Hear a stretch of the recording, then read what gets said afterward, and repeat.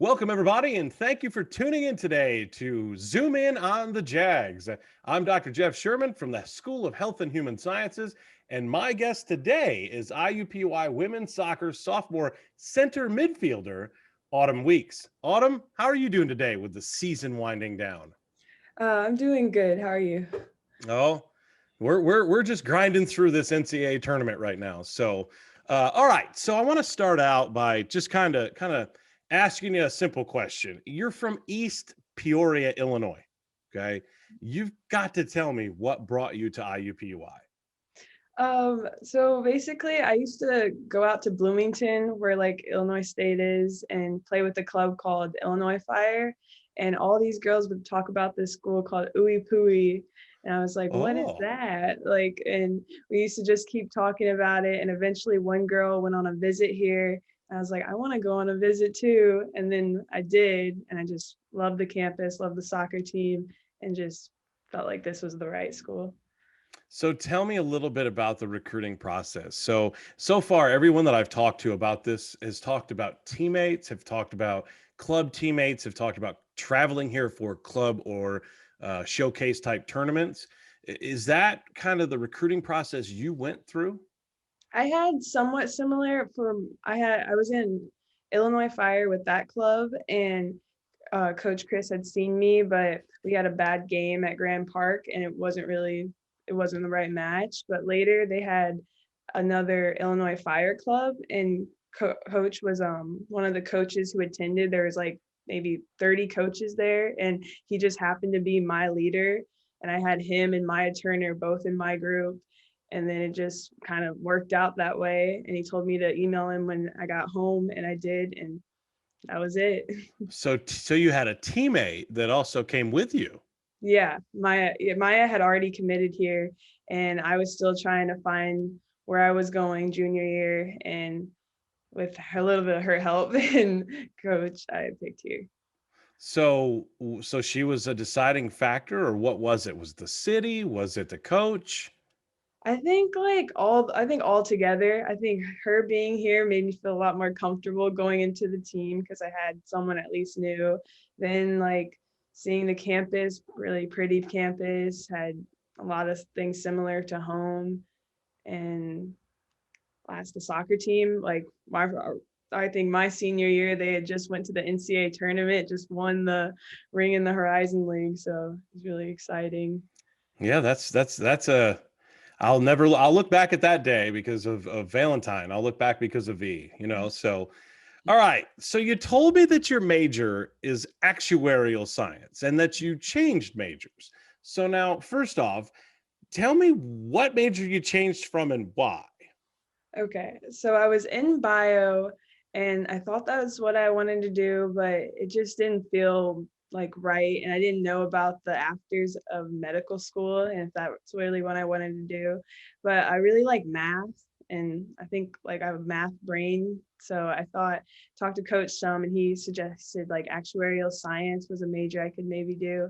So then I looked into that, and so I was lots of math classes and felt like all right, we'll try this. So I'm in it right now, and it's going pretty well, I'd say. Now you got to let's enlighten our viewers a little bit. Actuarial science. What is it? Okay, I know I I want to explain it right.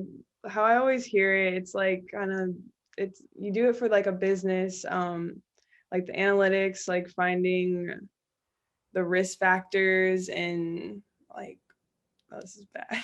Um, just, just like using math to find the risk factors. There's like some accounting, financial, all of that. Just all go into it.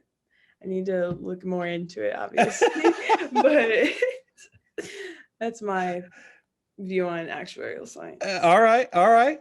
So it's more the math for you than anything else. Hmm. Yeah. So was it not the science and more the math about bio, or was it and Yeah, I something think else? for bio, there was so much science and I wanted more math because I had already finished Calc 1 and 2, and that was all you had to do for bio. And I was like, I like those classes the most. So at least I get more with actuarial science. Well, that's pretty cool. That's a pretty cool thought. All right. Now let's shift gears a little bit. You spent your first year here and it got, well, it didn't, your first season was fine, but your first academic year here got abruptly cut short by the pandemic. So let's tell me a little bit about how you, I guess, responded in early March when the word came down that go home, we're done, we'll figure it out here after a 2 week spring break.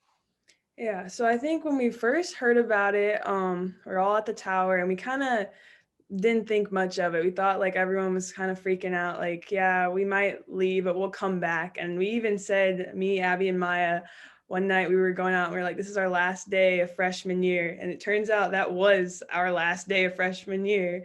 And it was also the exact same time I had gotten my injury. So I played in our last game and actually got hurt in the last game. And when I came home, it was really just like everything had stopped. Like classes were much better because they were online and like it was different, but a lot of teachers were giving us leniency because it had just switched really quick. But then for my surgery, I just had a lot of free time just since there wasn't soccer. And I just had to deal like I don't know, it was better for me since I had surgery. I wasn't missing out on soccer because I couldn't play soccer. So it kind of worked out in that way, but it was quarantine in the fall and I did miss everyone. So How did you do? So you obviously went home. How mhm. did you do when you got home? Did you did you find the positives in all of this?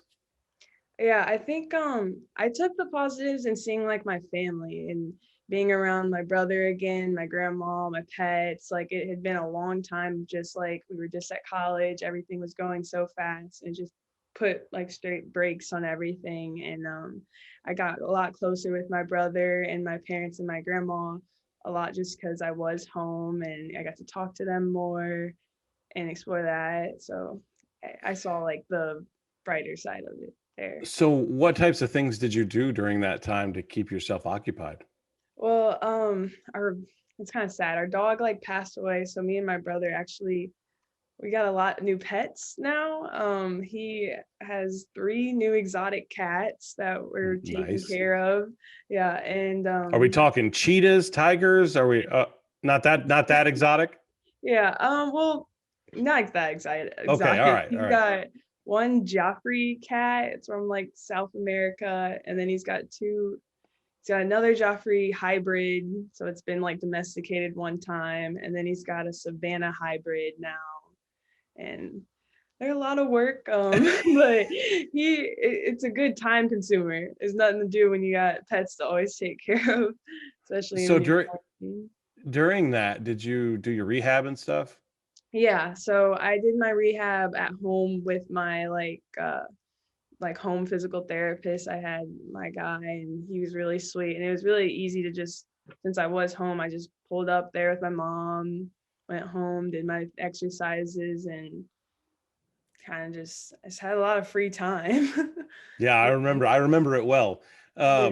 So let's look at the mental and emotional side for you. How did it affect you, and how has it continued, or have you now kind of adjusted a little bit to we're getting back to this new normal? I guess I don't know if we want to call it a new normal or if it's kind of normalcy starting to return. But mentally and emotionally, how did you kind of grind your way through? I mean, did you I'm sure you hit rough patches just like everybody else did, but how did you grind yourself through? What did you do? I think through the rough passage, like a lot, family, roommates, like they were there, but also just like learning. Also, you have to like fix it yourself sometimes and find new coping methods. Like I turn to music a lot, find new music to listen to, new therapy like that, and even and through the fall, since I didn't get to play with all the girls while they were doing they were having like their COVID trainings and such, I decorated my room a lot. And that was therapeutic to me because I just got to like sit around and design, but it was still something that kept me busy while they were like working on plays. So not only are you assessing risk, but you're also going to be an interior designer. Yeah, maybe that. All Well, right. So you lost the fall of this year. How did you, first off, tell me how you found that out? How did you find out, hey, we're not going to play in the fall? yeah, I think really we were just going through the summer. Everyone kind of, we always had questions, but we all really didn't know what was going to happen. We'd look on Twitter, try to see what coach was sending us about the NCAA. And then I think eventually they revealed it like in later August or so. We finally like realized that there wasn't going to be a season, but I think we still had that hope of a spring season in the back of our mind, like maybe if this doesn't go, we'll still could potentially have that spring. So I think we always waited out for that, and now at least we do have that, which makes it a little better. And But now that you're competing in a spring season, what's been the most different about that? I think just, well, it being in spring, like it's it's very different having our fall not as like our game season, we want to call it, versus like spring season is usually more relaxed because they're more intramural games where you're just trying to get better for the fall. So it's kind of like they flop those, like switch those, and you were kind of relaxed all fall, and now it's like you got to put the gas on right in the late of it when you're also doing school and everyone's burned out with that. So I think it's just finding that within our teammates, like finding it with each other to finally, I don't know, get past this hurdle of spring. How has it been with your teammates? Has it been I'm not sure. You're not able to play currently, or are you able to play? I am playing now. So you were able to get back quick enough to be able to come back for the spring. So how has that relationship changed with all of you guys? Yeah. I mean, obviously it's something has changed. Mhm. So what has happened? I think for me personally, I feel like I've gone through so many changes now. Being injured, I felt like I was like their cheerleader for everybody, which I like that. I took many photos of our practices for our Instagram, and it was really fun, like just watching how everyone was improving through the fall. And then switching over to this season, like playing more, it's kind of, I almost feel like I'm playing catch up. Like I'm trying to learn everybody how they play again, like we did last year, and how the freshmen have played that I haven't exactly gotten to play yet. But it's really fun. It's all about like a learning experience. And I feel like we're learning a lot this year, learning a lot about one another and just the game in general. So how are you going to feel coming back come fall? I mean, right now we're slated for face to face. How Yeah. does how does that thought, I guess, cross your mind of I'm going to have back to back seasons plus I'm going to be back in the classroom. Yeah, I think it's a bit daunting. Like it's a little scary to think we're soccer, soccer, soccer. It's a lot to do, but having that break from soccer, that long, like I think I was almost a year of just being out, made me miss it so much. And I think like this summer I'm gonna be playing with a team, and I'm excited to keep playing. And then I think in the fall we'll just come out, just keep going. Like it's soccer. We love it. That's what we're here for. I mean, with school, but also We got to throw that in there, yeah, right? we're We're here for school, sports and school, right? Yeah. yeah. Let's just leave it at that, right? Mhm. So now the season's winding down. You guys are in a position to potentially, take the conference. So what do you have to do the rest of the way to, I guess, finish what you started?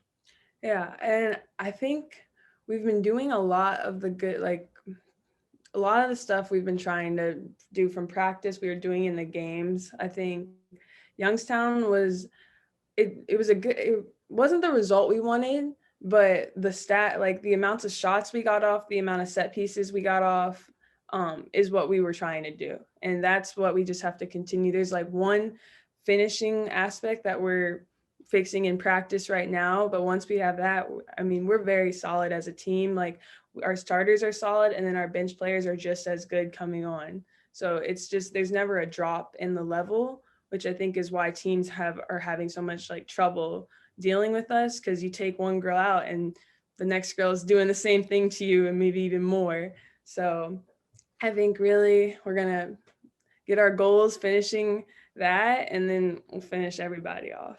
So what would you say is probably the most important thing the rest of the way?